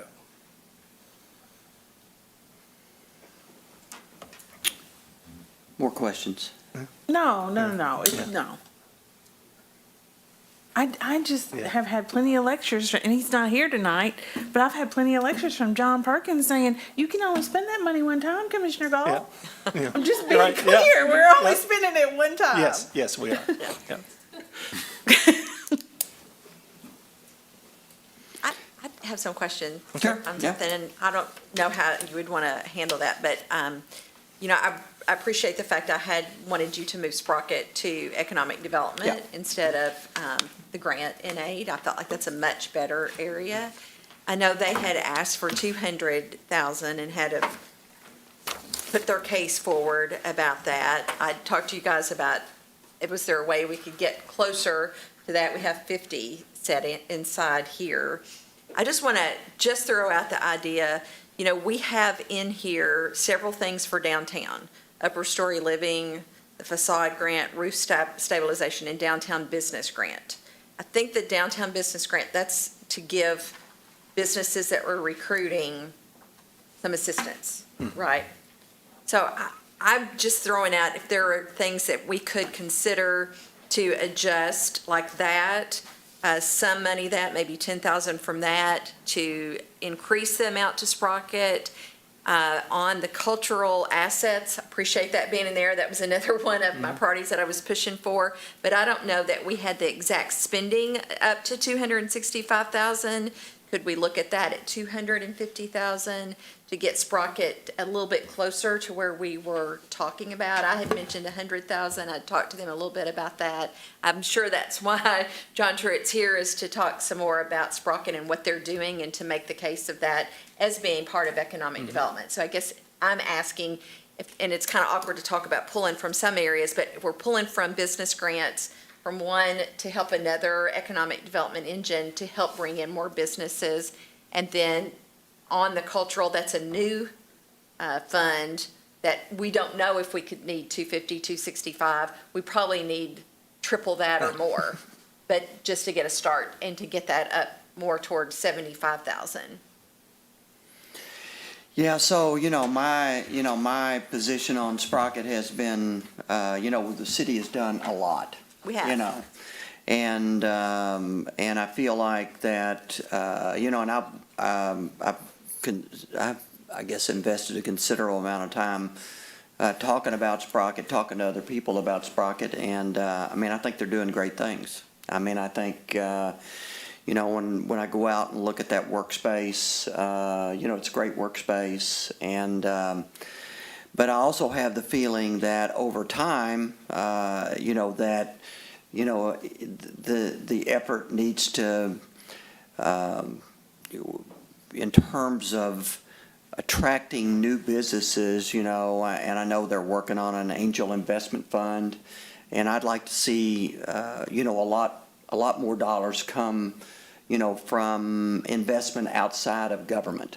I think the private businesses, private technology businesses in the community, other people need to step up and help with that effort.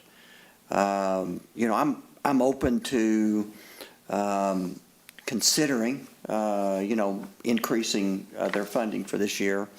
I thought the ask that they made was kind of really pretty high, and I had to swallow hard on that. But I don't want the city to come across in any way that we're not in favor of what Sprocket's doing, or we don't want to support them. But I would just point out, that, I've got a list here. Don't need to take everybody through it, but the amount of money that we've invested in Sprocket is, up to this point has been tremendous. And I think, the thing that if we increase the funding, somewhat from this level, I think over time, I just like to see Sprocket become more self-sufficient. And I think that's everybody's goal, to get to that. I did find out all of their co-working spaces are now full. They're rented out. I know that they're trying to get more private investment themselves, but we invested a lot of money to help get their infrastructure ready. And I feel like this would be another year to help them. They did recruit 3 businesses here. I know they bought property here. They brought a lot of diversity here with those 3 businesses, and I'm maybe taking what John might be going to say, but those are things that I would really like to suggest that we move it to 75,000. And I think the ones that I've suggested are not pulling away from those programs at all in a negative way. We still would be investing, I think, over $120,000 downtown on business recruitment and all of the grant programs. And considering, what we still want to continue with Southside, it doesn't take anything away from that. It just shifts a little bit from downtown to midtown. And that's been a whole new section of growth for our community. So it's business development, it's economic development, it's infrastructure, and it's in our community. So I'd like to throw that out for consideration. One thing that the commission may want to consider, and Mayor, you might have been leaning to this, is there were still 29,000 of that 5.8 that we didn't allocate. So you could keep those other levels funding and take that 25 added to that 50. You're not drawing from those others, and now you're at 75. That's a potential for very consideration. good solution too. Well, before we make that decision, I know. I'd invite John to come up, and I would just ask you to keep it, I told him earlier you'd have 3 minutes. 3 minutes is what Set the you got, clock timer so. if you wanted. But I know, I've gotten to know John a little bit, and, Yeah, you know me, okay. 3 minutes, All John. right, 3 minutes. That's what Monica says sometimes, and I laugh about that. First of all, I want to thank the city for all of its investment into Sprocket, and we appreciate the contribution that you guys have made to make it possible. I wanted to give you several data points that I think are very exciting.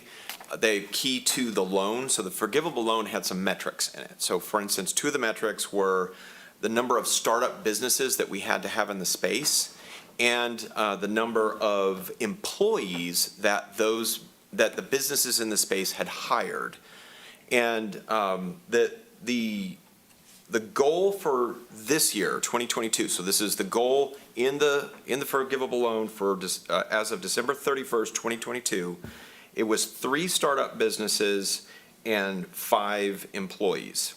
To date, now we've only been open a little over 5 months, because we opened at the beginning of December. We are at 15 businesses in the startup businesses in the space and 17 employees hired. Then that does not include the people like myself who've started a business and I'm the owner of the business, I'm working there and I'm employed by the business. The 17 is not those. We've also seen recently an explosion of membership. There was I think some of you had gotten, maybe all of you had gotten some information from Monica on one of the pieces of data, and there was the number of members that we had. That was an April number, and it was 34, I believe, 34 members. We're now at 57 members, and we have 10 more that we're about to book. When we get to 70-ish, it depends because some of the memberships are different kinds of packages. When we get to 70, we're break even in the space. So part of the goal of everything around the loan was generating new businesses in the space, employees, self-sufficiency, which obviously you and I have had conversations about that. I think that's important as well. And we're accomplishing it way ahead of schedule. And I'm shocked at how fast we've been able to fill the space. So as of today, we now have a wait list for offices in the space. We have filled them up. So there's a lot of stuff. I will say this about private investment. So we've talked a little bit about the fact that we don't have an angel fund. We are the only district for economic development in the state that does not have an angel fund. And so we really feel that needs to be a priority this year and next year, really establishing that. And so for right now, for private funds, we want to focus on trying to develop that. Right. That's a separate effort. It will be a for-profit effort, so it won't actually be Sprocket. It'll be a separate entity that is funded by angel investors.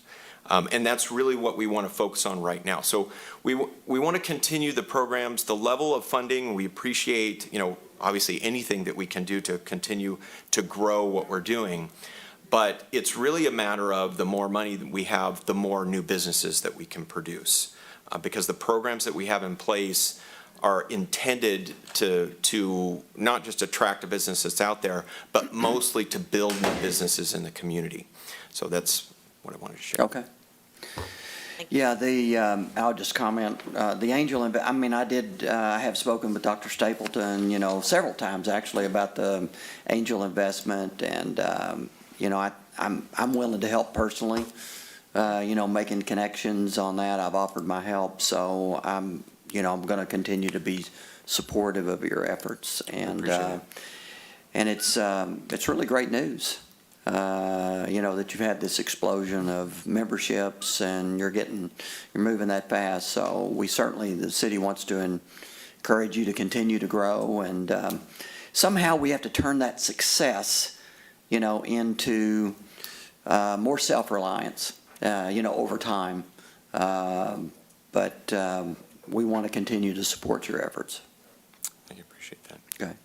So I'll aim in that, and you guys know I'm not hesitant to push or ask, so I just want to throw that out, that those options for moving their amount for this year up to $75,000 at least. Okay.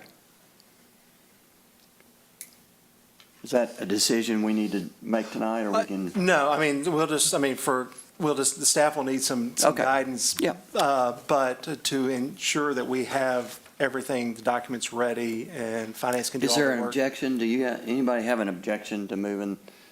I don't, actually. I think I'm fine with that, so.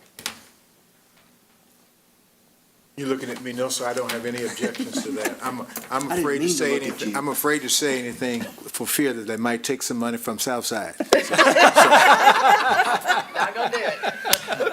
But no, I don't have any objections with that at all. Okay. Actually, I think, I just wrote myself a note that a lot of what is shared tonight, as a commissioner, I didn't know. Right. I did not know how it's growing, the progress and the membership and all of that. So it's encouraging to see the progress, and I wouldn't want to do anything to thwart what progress that you're making now. So I'm cool.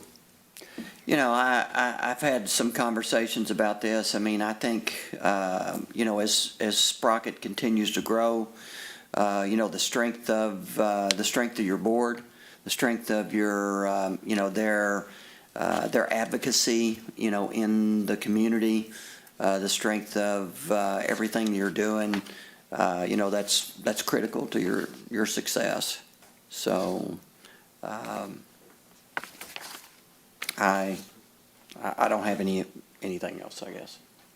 And I'll just say that one of the things that finance will be working more detailed with Sprocket and their leadership is to see those numbers, but what is that ROI actually then come forward?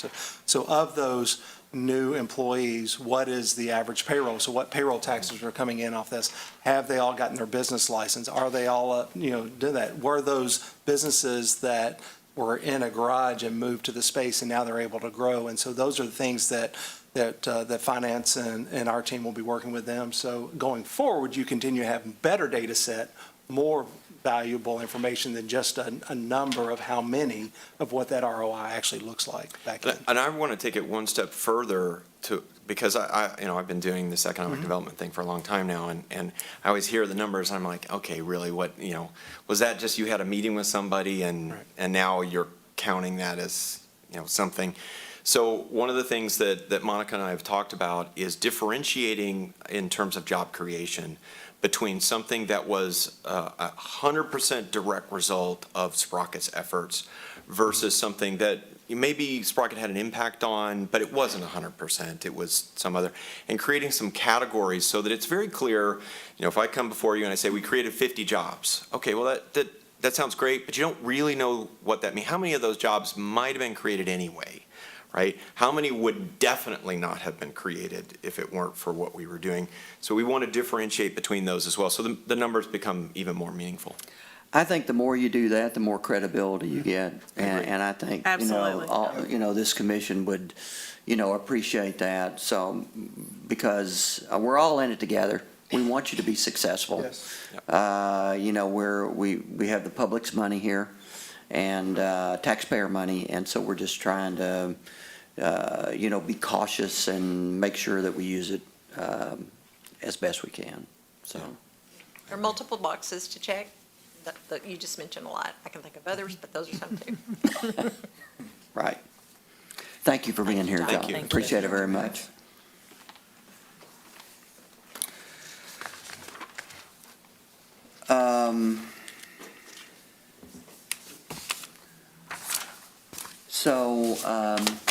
I'm going to bring up the Columbia, because it's not in the budget. I wasn't gonna bring it up, but it was certainly right here, 'cause I thought. So it's a project that's coming. It was interesting today, we met with our legislators, and, there was a lot of money. Thank you guys for being here. Thank you. There was a lot of money. I mean, the Paducah Symphony, got $2 million, in this last legislative session, which was a big win. That's a big win for the community too. Absolutely. Big win just for the symphony. That's, The Jeton. symphony, it's the Housing, yeah. It's Big win for the absolutely. community. But it just points out, the importance of advocacy, to our legislators as they go to Frankfurt looking for money. And I think there's going to be a future opportunity for that. But that's a project that that we have to continue to watch. And there's unfunded things that happen out there. If there were a building all of a sudden that we were handed, that we had no choice, but we had to demolish it. That money's not in the budget, but we most likely won't have a choice, or might not have a choice. So I think I'll just say this, there's a reason that we have that 12% cushion. That's, this city from a financial standpoint is extremely well run. Audra and John and that whole department down there do a fantastic job. And so I think the city is prepared for those rainy days, if they happen.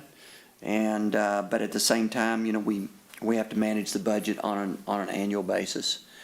And, so I feel good about, let me point out a couple of things. I want to bring up the community scholarship program, because as it was described to me, when the community scholarship program was initially funded. Now, this is the program, a WKCTC, where every high school person in this community gets access to a free 2-year education. When the program first got started, the city and county both funded the initial $125,000. And then I don't know the exact history, but I think that we had, and I'm not sure if FY21 was when it started. I think it started before then. But we had been funding at 125. Then COVID hit, and last year we funded it at 75. They asked us to fund it again this year at 125. And I think where we settled in is raising it to 100, and then considering and also considering raising that again in the future. The county funded it at 125, I think, this year. But in making that decision, I know they've got a very large fund of money, and I know that they want to have enough money to educate everybody that's in the 8th grade, looking forward. But I think that's a responsible level myself, for this year, and we can continue to evaluate that. But I'm open, to your all's discussion on that. Well, I do think we should strive to get back to the 125. I think they feel like they have to be able to guarantee to those 8th grade students each year. And I know you say that they have a lot, I haven't actually looked at it, but that they have quite a bit of money coming in. That's where they tell me that they are, is wanting to guarantee to the next 8th grade class that they have enough money in there. You mentioned that extra 29. If we wanted to try to use that and use the other money that I was talking about, you could do both. If we choose not to this year, I think our goal for next year should be to get back to the 125. Yeah, it's an important program. It is a very important program, but they have a lot of money. They have a lot of money. Well, my assumption was at some point that essentially it's an endowment, a lot of money, Yeah. that it would reach a level where they knew that X is in the endowment and it would generate to guarantee that, and then we could start to taper off. That had always been my thought. I mean, when I served on the commission before, we were giving money back then. So that, for whatever reason, it was always in my head that way. Yeah, I would recommend. I mean, it's a great program. Right, and I don't. It sets us apart as a community, even in Kentucky. I'm sorry? It sets our Right. community apart, Right. even in Kentucky, that we have that program. And I know that it's used in economic development discussions to talk about It is. the pride that we have in making sure that we put these kids through college. It might be interesting to find out how many, our city, how many our county, the ratio of that and, you know, what their set is. But I mean, I'm not saying that we have to go to that this year, but I think it should be a goal. Or we should continue to have more discussions with them to determine Right. what is your long-term goal of getting to an endowment that we would I think that's a good point. eventually Yes, that's true. reduce that. I don't know that we intended for it to go on forever for 125, because like, Correct. you know, when we did the Murray State, we knew it's a certain amount of years and then it's paid off. This one, is it forever, is a discussion that we should have with the college. That, I think, I agree, that is the discussion that we need to Okay, have. all right. Commissioner Wilson asked me earlier today about Sprocket, and I had the very same concern that you did about private funds. At what point, and I feel the same way about this situation. How's your planning? How's your, you know, are you always going to be dependent on public dollars? Is that the goal? Most organizations are going to say no, but that's a conversation that you just don't have. And we need to. Okay, so I'm comfortable at this 100 level for this year, and then I think it's a good discussion to have. I'm on the board. I mean, so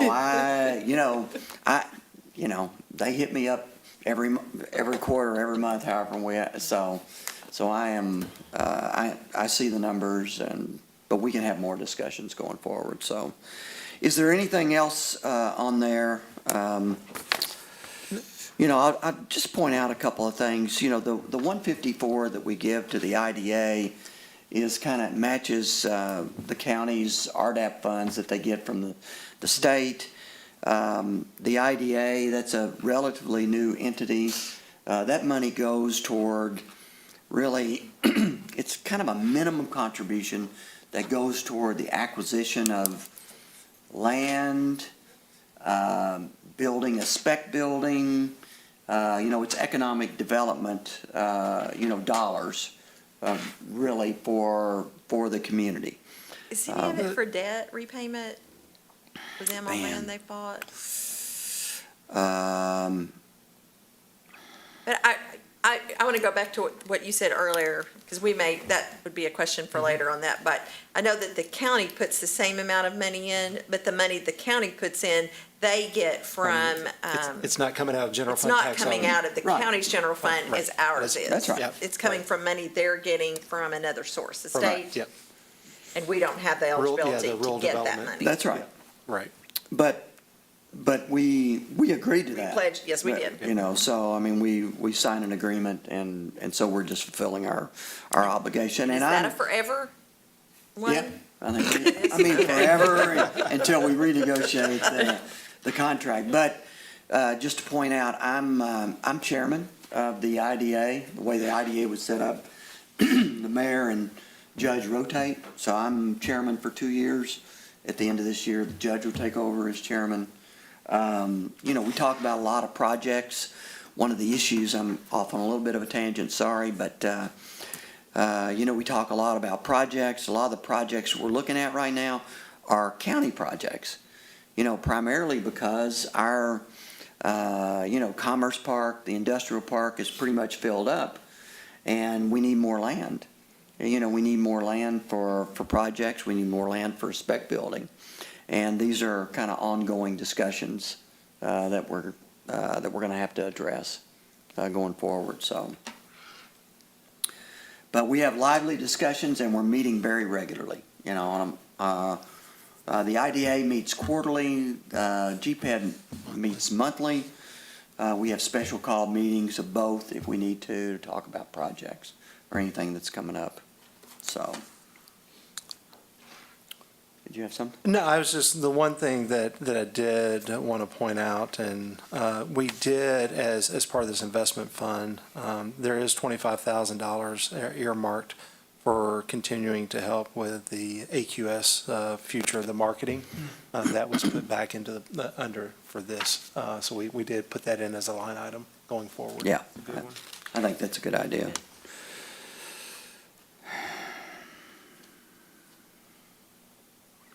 I noticed that we, Remote workers, go on.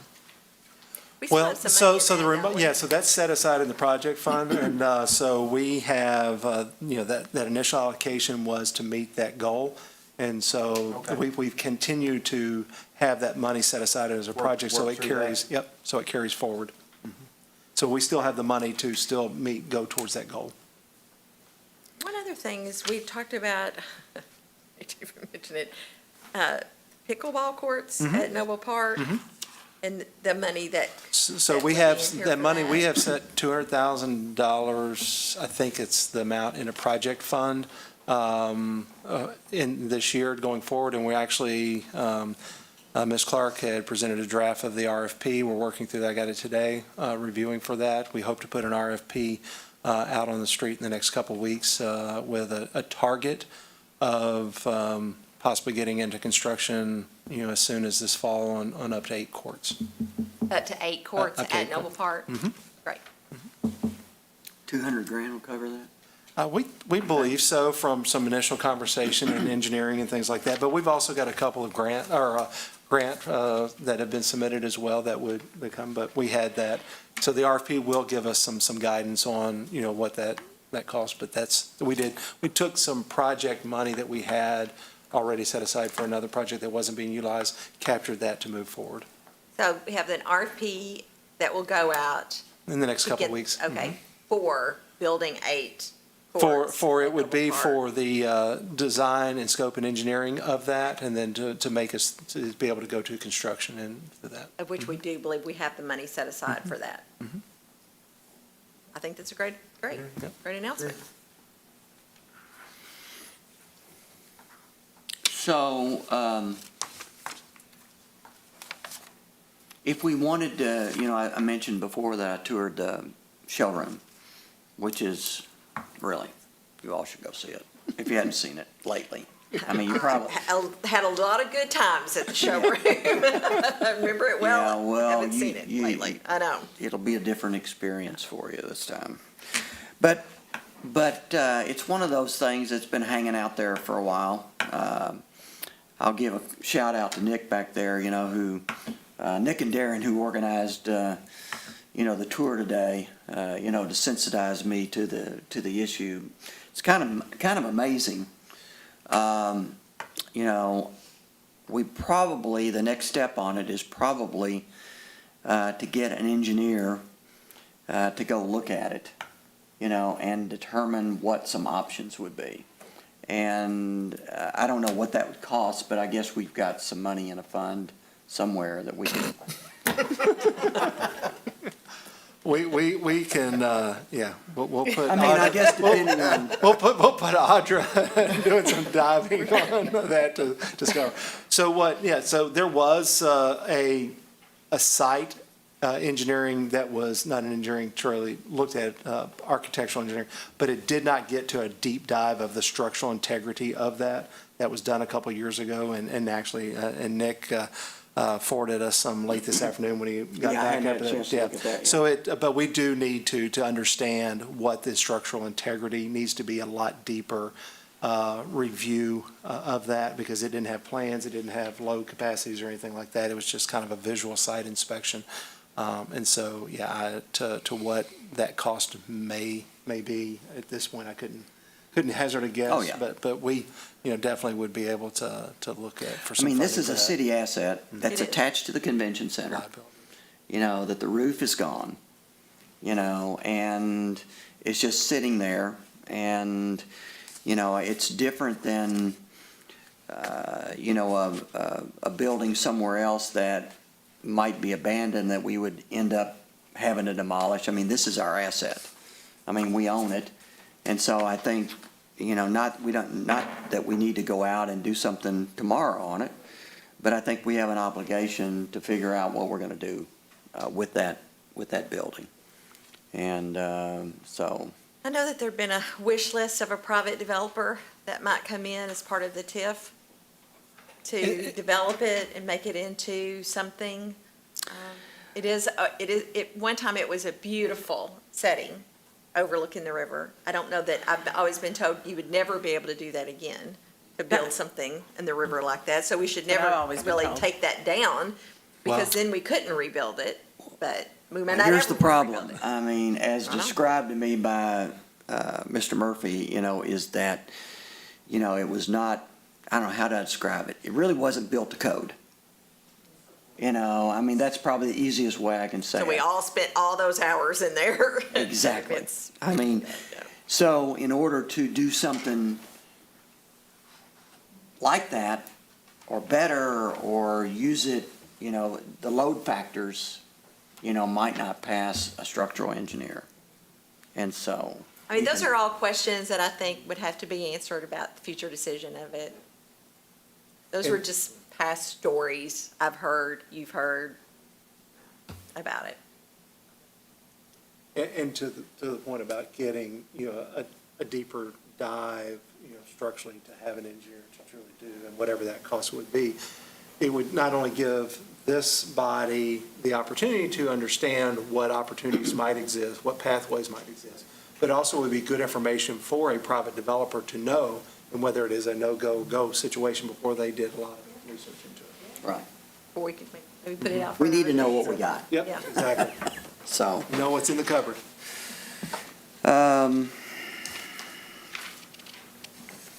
I was gonna call out, street rehab at 1.2 million.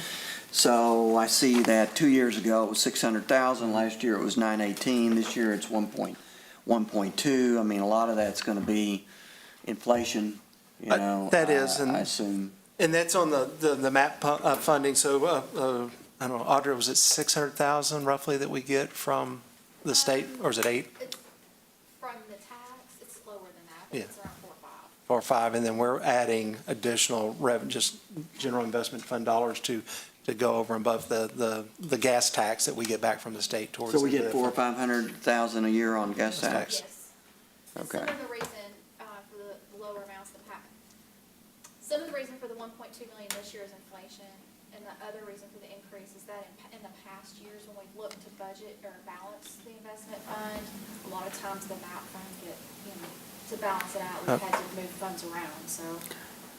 I mean, I would just say that, I mean, we employed, Bacon Farmer Workman's got that system where they're going around and evaluating our streets and, streets and sidewalks are things that, touch our citizens every single day, and people are always wondering, when you're gonna do my street or when you're gonna do my sidewalk, and so I just, that's something that we've got to continue to fund and manage as well as we possibly can. It seems like there's a lot going on right now. I guess Park Avenue, is that probably a state road that they're repaving, paving right now, but I mean, there's a lot of sidewalk work going on, and it's awesome. It is. You do see it. But it's really great to see. And we should probably do more, as you're saying. Right, so. Okay.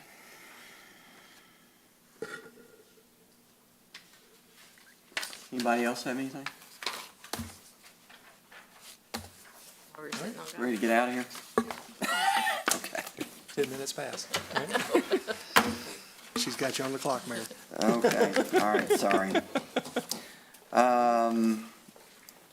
Okay, comments? Yeah. Just, as I mentioned earlier, next commission meeting, we will be bringing the budget message and the draft of the budget formalized.